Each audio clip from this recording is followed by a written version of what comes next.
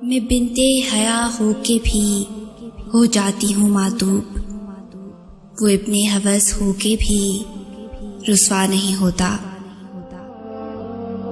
السلام علیکم ویورز، آج میں آپ کے ساتھ عورت سے متعلق بہت ہی دلچسپ اور خوبصورت اقوال شیئر کر رہی ہوں۔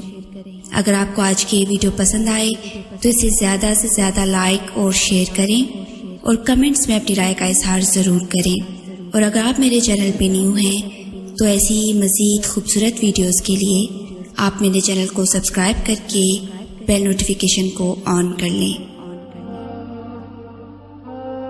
عورت مرد کی غلام نہیں بلکہ سچی ہمدرد اور ساتھی ہے۔ سب سمجھتے رہے کہ عورت معشوق ہے، صرف شاہ کو معلوم تھا کہ عورت عاشق ہے، اس لیے شاہ لطیف نے لکھا عورت عشق کی استاد ہے۔ عورت کو اللہ نے مرد پر 3 درجے زیادہ فضیلت عطا کی ہے۔ ایک یہ کہ اللہ ہر چیز کا خالق ہے، لیکن اپنی مخلوق میں سے تخلیق کا وصف اس نے صرف عورت کو عطا کیا ہے۔ دوسرا یہ کہ اللہ نے اپنی محبت کو صرف ماں کی محبت سے تشبیہ دی ہے، اور تیسرا یہ کہ وہ خود پردے میں ہے، لیکن اپنی ساری مخلوق میں سے اس نے صرف اپنی بندیوں کو پردے میں رہنے کا حکم دیا ہے۔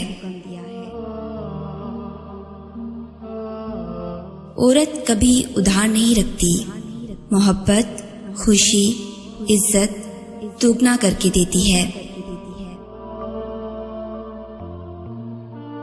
آپ ایک دعا کرنے والی عورت کی طاقت کا اندازہ کبھی نہیں لگا سکتے۔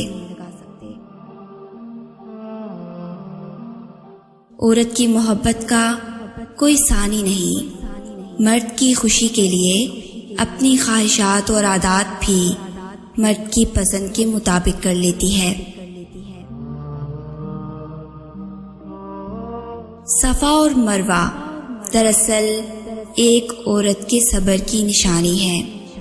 جب آپ کو بے قصور تپتے صحرا میں چھوڑ دیا جائے اور آپ اس توکل پہ کہ اللہ ہمیں کبھی ضائع نہیں کرے گا صبر کریں، تو پھر زمزم کے میٹھے چشمے پھوٹتے ہیں۔ صرف عورت ہی 2 ٹکے کی نہیں ہوتی، اس کی قیمت لگانے والے بھی 2 ٹکے کے ہوتے ہیں۔ محبوب کا اظہار محبت عورت دل پہ لکھتی ہے، اور اولاد کا اظہار محبت روح پر۔ پہلا قبر تک جاتا ہے اور دوسرا آسمانوں تک ساتھ لے کر جاتی ہے۔ قرآن پاک میں اللہ تعالیٰ فرماتا ہے، جو لوگ پاک دامن بھولی بائیمان عورتوں پر تہمت لگاتے ہیں وہ دنیا و آخرت میں ملعون ہیں، اور ان کے لیے بڑا بھاری عذاب ہے۔ عورت پیار کرنے والے کو شاید بھول جائے، پر عزت دینے والے کو کبھی نہیں بھولتی۔ عورت چاہے ہارورڈ کی پڑھی ہو یا ایک اپلے تھاپنے والی، اس کا مرد جب کسی دوسری طرف دھیان دیتا ہے تو اس کے اندر ایک میکینزم فوراً گھنٹی بجا دیتا ہے۔ اس بات کا پڑھے لکھے ہونے سے نہیں، ایک عورت ہونے سے تعلق ہے۔ عورت کو اللہ پاک نے صلاحیت دی ہے کہ وہ وقت پڑنے پر والدین کا بیٹا اور اولاد کا باپ بن جاتی ہے۔ پہلے معاشرہ یہ کہتا ہے کہ عورت مظلوم ہے، اور جب وہ اپنے ساتھ ہونے والی ناانصافی پر ثبوت کے ساتھ بات کرے تو وہ ایک فاحشہ ہے۔ عورت اگر ناقص العقل ہوتی تو اس کی گود پہلی درسگاہ نہ ہوتی۔ یہ جو مائیں ہوتی ہیں نا، یہ موت سے نہیں ڈرتی. انہیں مرتے وقت صرف یہ ڈر ہوتا ہے کہ اس دنیا میں اس کے بچوں کو اس جتنا پیار کوئی نہیں کرے گا. خلیل جبران کہتا ہے، جو آدمی عورت کی چھوٹی چھوٹی غلطیوں کو نظر انداز نہیں کر سکتا، وہ اس کی بڑی خوبیوں سے کبھی فائدہ نہیں اٹھا سکتا. عورت کی سب سے بڑی خوبی اور خامی یہ ہے کہ وہ مان جاتی ہے. لحاظ اور اجنبی عورت کی عزت بڑی سے بڑی ڈگری بھی نہیں سکھا سکتی. اگر سکھا سکتی ہے تو صرف گھر کی تربیت. عورت چاہنا اور عورت کو چاہنا دونوں میں بس محبت اور ضرورت کا فرق ہوتا ہے. کسی سماج میں عورت کی اس سے زیادہ ذلت کیا ہو سکتی ہے کہ وہ مردانہ سماجی دباؤ کے تحت خود بھی بیٹی پیدا کرنا پسند نہ کرے. عورت ہونا آسان نہیں. عورت اپنا فیصلہ خود نہیں کر سکتی. عورت اپنے لیے پسند کا ماحول نہیں بنا سکتی. عورت خود کو بے گناہ ثابت نہیں کر سکتی سوائے اللہ پر معاملہ چھوڑنے کے. عورت سے علم چھین لوگے تو جہالت نسلوں میں سفر کرے گی، اور اگر تعلیم کے نام پر عورت سے پردہ چھین لوگے تو بے حیائی نسلوں میں سفر کرے گی. عورت ایک تصویر کی مانند ہے. اگر جاہل کے ہاتھ لگ جائے تو اپنی قدر کھو دیتی ہے، مگر صاحب دانش اس انمول ہیرے کو بیش قیمت خیال کرتے ہیں. اس عورت کے دلی سکون کا کوئی اندازہ نہیں لگایا جا سکتا جس کی محبت اس کا شوہر ہو. عورت کی عزت کرو، اس لیے نہیں کہ وہ عورت ہے، بلکہ یہ ثابت کرنے کے لیے کہ آپ کی تربیت ایک اچھی ماں نے کی ہے.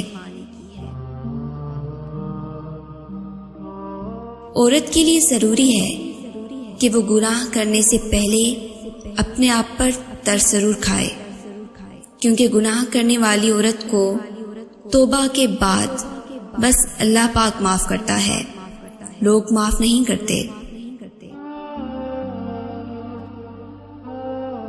عورت کے اندر ہر مرد کے ساتھ رہنے کی خواہش نہیں جاگتی، اور جس کے ساتھ رہنے کی طلب جاگے پھر کسی اور کا سایہ بھی وہ وجود کے آس پاس برداشت نہیں کر سکتی. ایسے میں اگر انچاہا انسان زندگی اور وجود پر آ کر قابض ہو جائے تو لڑکی زندہ لاش بن جاتی ہے. تمہیں پتہ ہے، گھٹن زدہ انسانوں کی بستی میں ہر دوسری عورت لاش ہے. ایک بار شاہ عبدالعزیز رحمۃ اللہ علیہ سے کسی نے پوچھا، کیا طوائف کی نماز جنازہ ہو سکتی ہے؟ تو انہوں نے جواب دیا، اگر اس طوائف کے گناہ میں شریک مردوں کی نماز جنازہ ہو سکتی ہے تو طوائف کی کیوں نہیں؟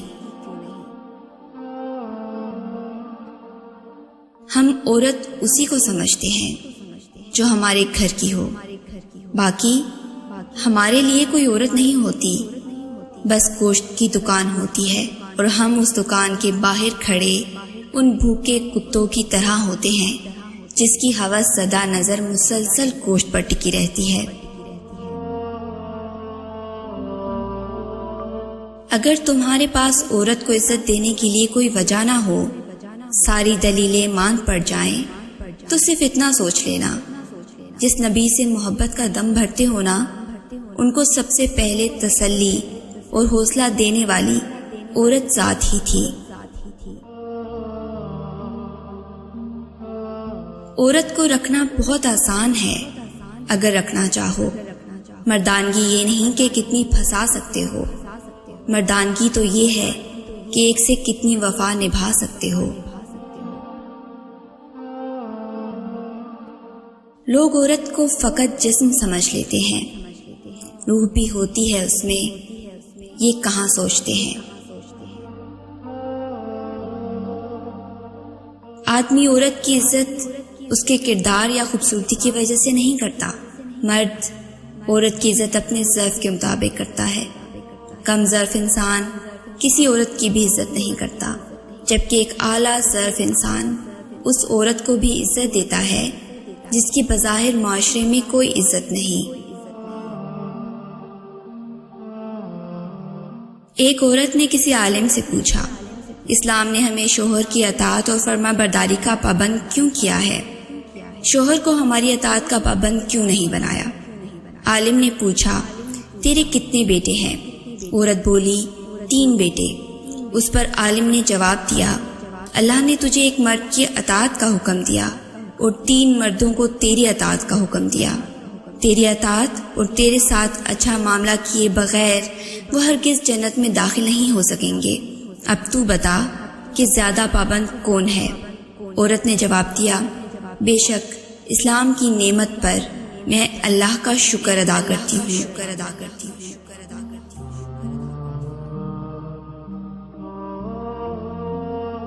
اگر اس ویڈیو نے آپ کے دل پر اثر کیا ہے تو اسے لائک ضرور کریں اور اسے دوسروں کے ساتھ سوشل میڈیا نیٹ ورکس پر شیئر بھی کریں۔ شان سے جئیں اور اپنوں کا مان رکھیں۔ Until next time, Allah Hafiz.